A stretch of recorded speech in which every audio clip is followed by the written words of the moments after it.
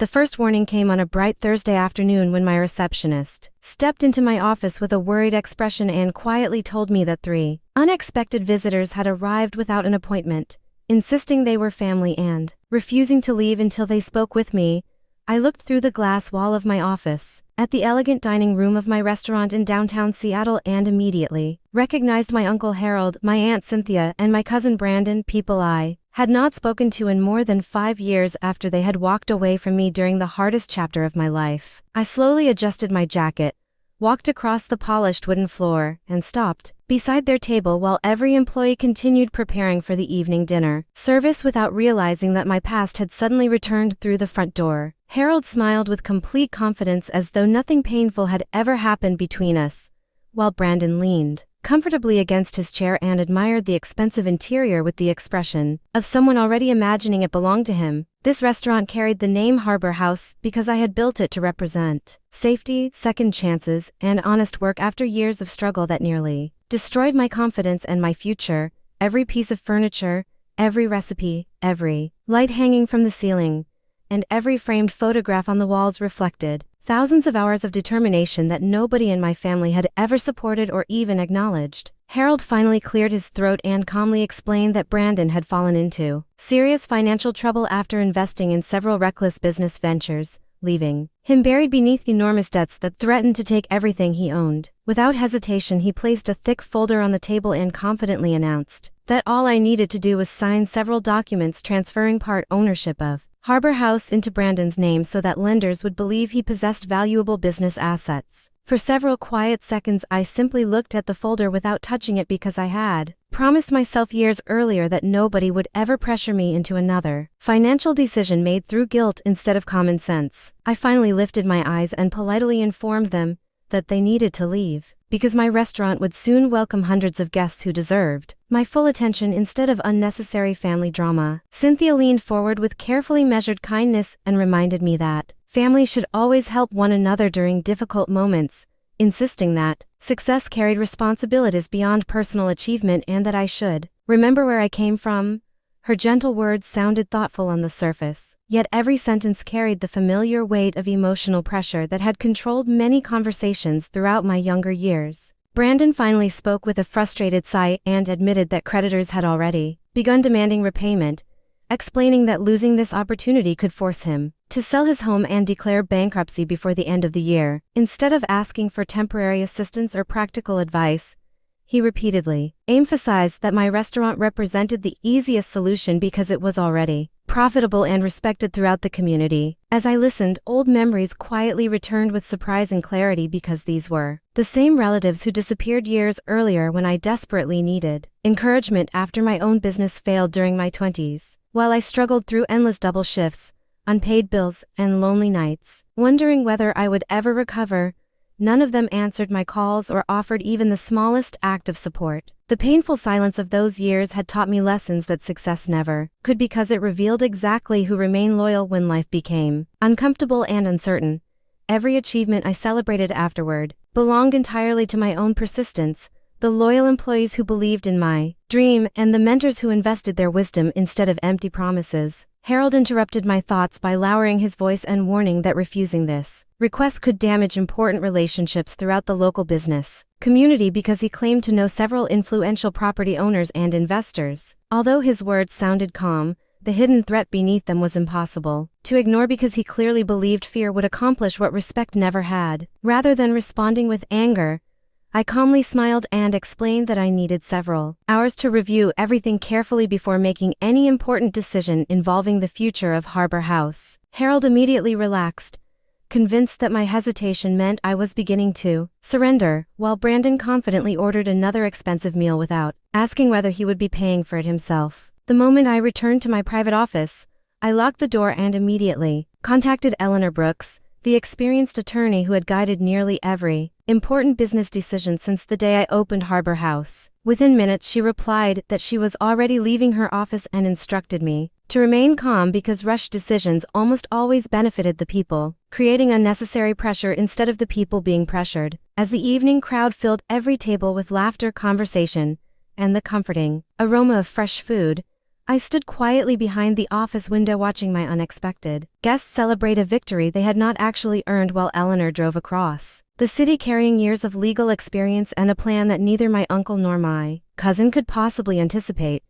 Deep inside I realized that this meeting would not determine whether I lost my restaurant because that decision had already been made years ago when I chose integrity over manipulation, and before the night ended, my family would finally discover that the quiet person they once underestimated had become someone they could never control again. Eleanor arrived shortly before the dinner crowd began to thin, carrying only a slim leather briefcase and the calm confidence of someone who had spent decades solving complicated legal disputes without ever raising her voice. After listening carefully to every detail, she quietly explained that people who relied on intimidation usually expected emotional reactions instead of thoughtful preparation, and she assured me that we would answer every demand with patience and lawful strategy. Together we reviewed public financial records that revealed Brandon had accumulated debts far greater than he had admitted. While several lawsuits from disappointed investors were already moving through the court system, Eleanor explained that transferring any ownership of Harbor House would expose my business to unnecessary legal risks,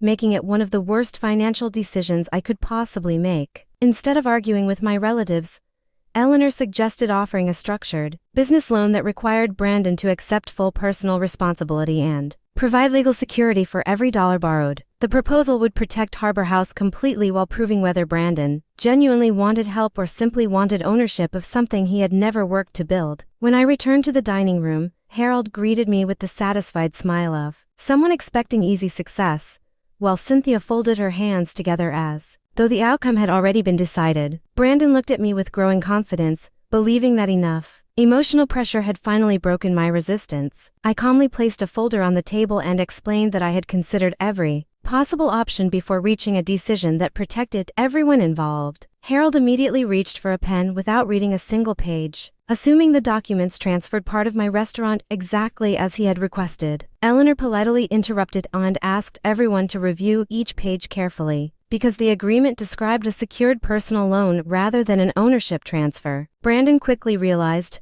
that he would remain completely responsible for his own debts, while every future payment would be legally documented and guaranteed by his personal property rather than my restaurant. Eleanor politely interrupted and asked everyone to review each page carefully, because the agreement described a secured personal loan rather than an ownership transfer. Brandon quickly realized that he would remain completely responsible for his own debts, while every future payment would be legally documented and guaranteed by his personal property rather than my restaurant. Harold became visibly frustrated and insisted that family members should trust one another without complicated contracts, but Eleanor gently reminded him that honest agreements never feared clear paperwork. She explained that transparent business arrangements protected relationships by preventing future misunderstandings and ensuring every responsibility remained clearly defined. The confident atmosphere around the table slowly disappeared as Brandon admitted he had hoped to use my restaurant to convince investors that he possessed valuable business assets without risking anything of his own.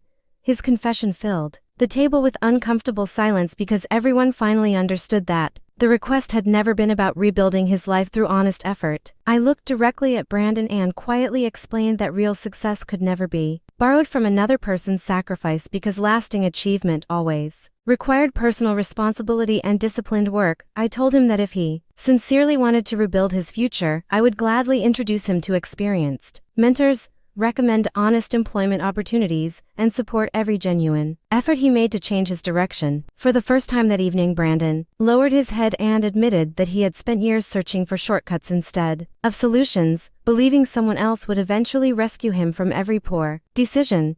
His voice carried a sincerity that had been missing from every earlier conversation, and I hoped it marked the beginning of a different path. Harold quietly closed the folder and admitted that forcing me into signing away part of Harbor House had been unfair, even though his pride prevented him from offering a complete apology. Cynthia thanked me for showing more patience than they deserved, and although the emotional distance between us remained, the conversation ended without the bitterness that had followed our family for years. After they left, I stood alone inside the peaceful restaurant while employees finished cleaning the dining room, and I realized that protecting my future did not require anger because wisdom often accomplished far more than revenge. Harbor House continued growing stronger during the following months, welcoming new guests every evening and creating opportunities for employees whose dreams reminded me of my own difficult beginning. Several months later, Brandon accepted a management position with a construction company, steadily repaid his debts, and occasionally sent short messages thanking me for refusing to give him something he had not earned because that difficult lesson ultimately changed his life for the better. I continued leading Harbor House with confidence,